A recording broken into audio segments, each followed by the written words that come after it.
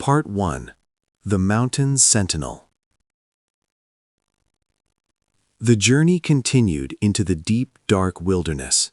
The trees here were so tall they blocked out the sun. "Master," Wukong said, stopping the horse, "this mountain feels heavy." "I smell demons." Pigsy rolled his eyes. "You always smell demons. Maybe it's just my socks." "Be serious," Wukong warned. "I will go scout ahead." Wukong summoned a cloud.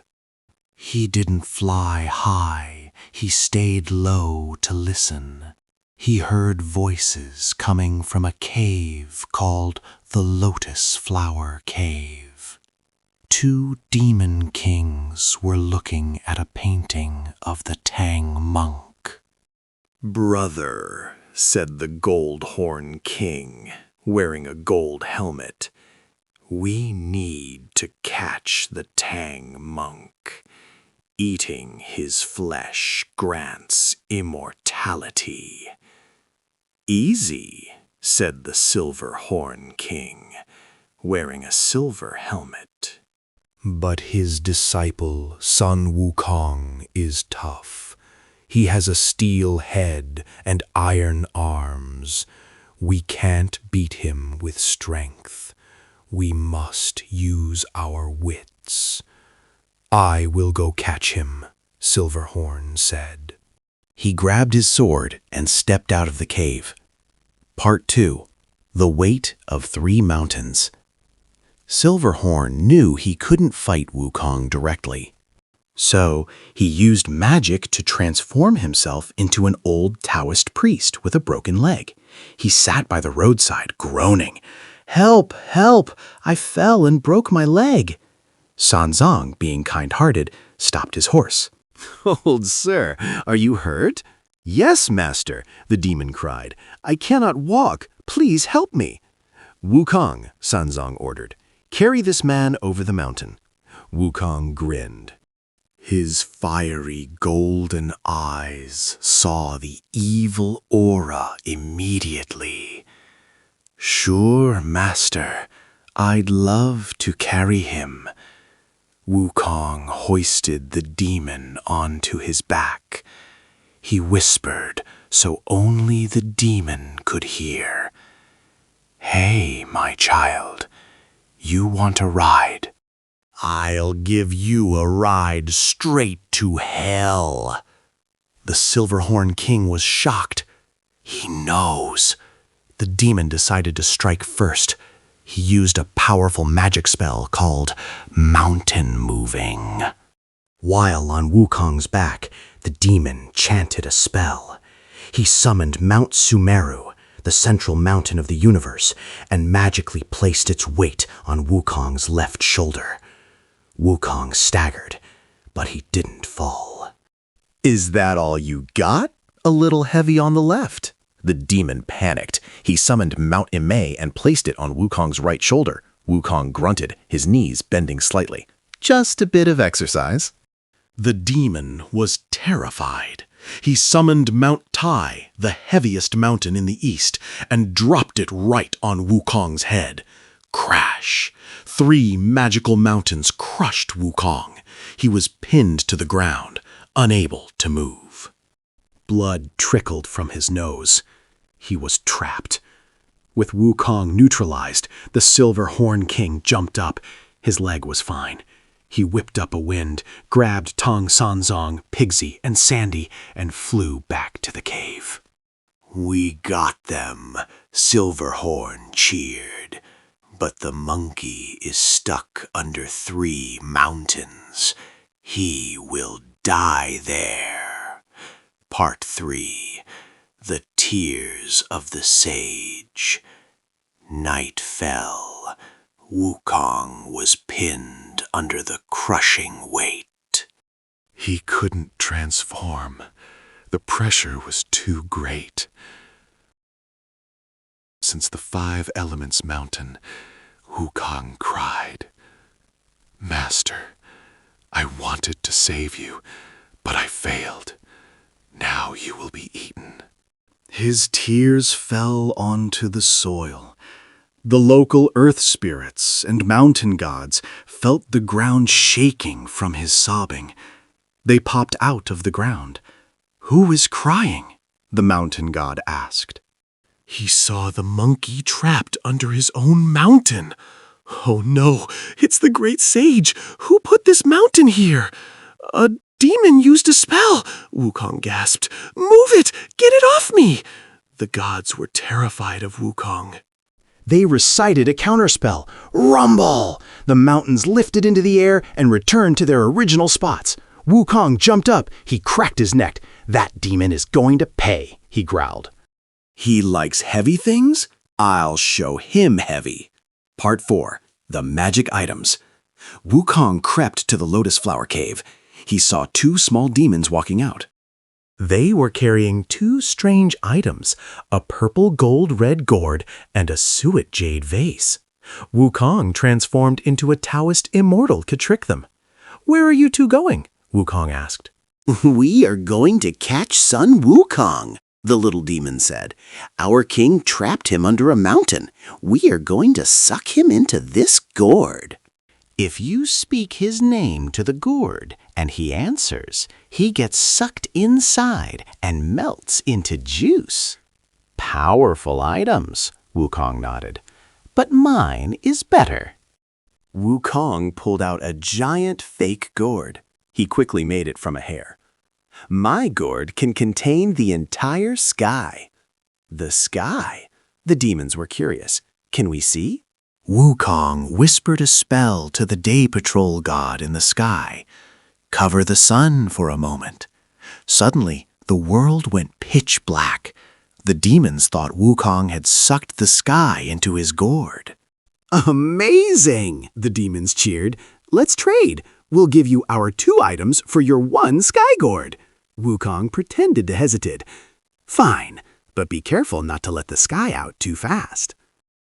He swapped the fake gourd for the real purple gold red gourd and the jade vase. The moment the demons left, Wukong laughed. He now had the enemy's weapons. Part 5. The Name Game. Wukong went to the cave entrance. He smashed the gate. "Hey, monsters, come out and surrender." The Gold Horn King was furious. How did he escape the mountains? Brother, go fight him. Silverhorn grabbed his sword and ran out.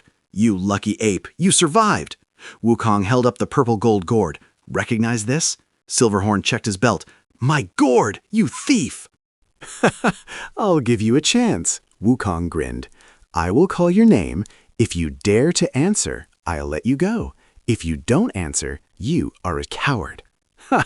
Silverhorn laughed. "That is my gourd. I know how it works." You have to call the person's real name. My name is the Silverhorn King. Call me. Wukong held the gourd up. Silverhorn King! I'm here! Silverhorn shouted confidently. Whoosh! The magic didn't care who owned the gourd. It only cared about the rules. A vortex opened up. Silverhorn was sucked instantly inside the gourd. Wukong slapped the great Supreme Lord's old charm sticker onto the lid to seal it. He shook the gourd. He heard splashing sounds inside. "One down," Wukong said. Part 6. Sun Xing Ze, Ze Xing Zun. The Goldhorn King saw his brother vanish. He was enraged. "Give me my brother back." Goldhorn ran out. He didn't have the gourd, but he had a 7-star sword and a banana fan, a fire fan. They fought for 30 rounds. Goldhorn fanned fire in Wukong. Wukong couldn't get close because of the heat. He decided to retreat and use a trick. Wukong ran away, plucked a hair, and changed his appearance slightly. He went back to the cave entrance. "Who are you?" Goldhorn shouted. "I am Sun Wukong's younger brother," Wukong said. "My name is Sun Xingje," a rearrangement of his name. "Another one?" Goldhorn growled. "I have a gourd too." He had a backup gourd, the yellow one. "Sun Xingje." "Yes?" Wukong answered. Whoosh! Wukong was sucked into Goldhorn's gourd. Inside, it was dark and hot. "Uh-oh," Wukong thought. "I got too cocky." But Wukong didn't melt. He had the diamond body from Laozi's furnace. However, he needed to get out. He peed in the corner of the gourd. "Gross," the guard demon oat said. "The gourd is leaking." When Goldhorn opened the lid to check, Wukong turned into a tiny fly and flew out. He changed into another person. He walked up to Goldhorn again. "Hey, I heard you caught my brothers, Sun Wukong and Sun Xinjie." "I am the third brother, Zhe Xingsun." Goldhorn was confused. "How many brothers are there?" "Call my name and find out," Wukong teased. Goldhorn was wary. But Wukong used a stealth spell to swap the gourds again while Goldhorn was distracted. Finally, Wukong held up the real gourd. "Goldhorn King!" Goldhorn, thinking he still held the real gourd, shouted, "What do you want?" Whoosh! Goldhorn was sucked into the gourd to join his brother. Part 7. The True Owner. Wukong tied the gourd to his belt. He ran into the cave, untied Sanzong, Pigsy, and Sandy, and looted the cave. He found 5 treasures in total. The purple gold red gourd, The suet jade vase, the 7-star sword, the banana fan, the golden rope. "We are rich!" Pigsy cheered. "Look at all this loot!" Just as they were leaving, an old man appeared on a cloud. It was the Grand Supreme Lord Laozi. "You little thief," Laozi said sternly, "give me back my things." Wukong hid the gourd behind his back. "What things? I found these. Finders keepers." "Those demons," Laozi explained, "were my 2 boys who watch the golden furnace. The gourd was where I kept my pills. The vase was for water. The sword was my ruler. The fan was for the fire. And the rope was my belt." "You are negligent," Wukong argued. "You let your servants escape and eat people. You should be punished." "It was the Bodhisattva Guanyin who asked me to lend them," Laozi admitted. She wanted to test if your master's resolve was strong enough.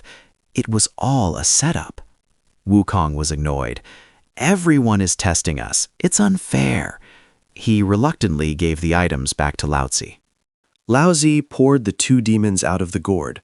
They were unconscious but alive. He grabbed their ears and flew back to heaven. Sanzong sighed. "Another test passed. Thank you, disciple." Wukong rubbed his sore shoulder where the mountain had crushed him. "Master, next time an old man asks for a ride, tell Pigsy to do it." Part 8. The Red Cloud. They traveled for another month. The autumn leaves turned red.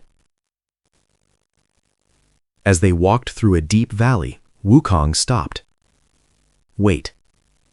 He pointed to a red cloud hanging over the mountain peak.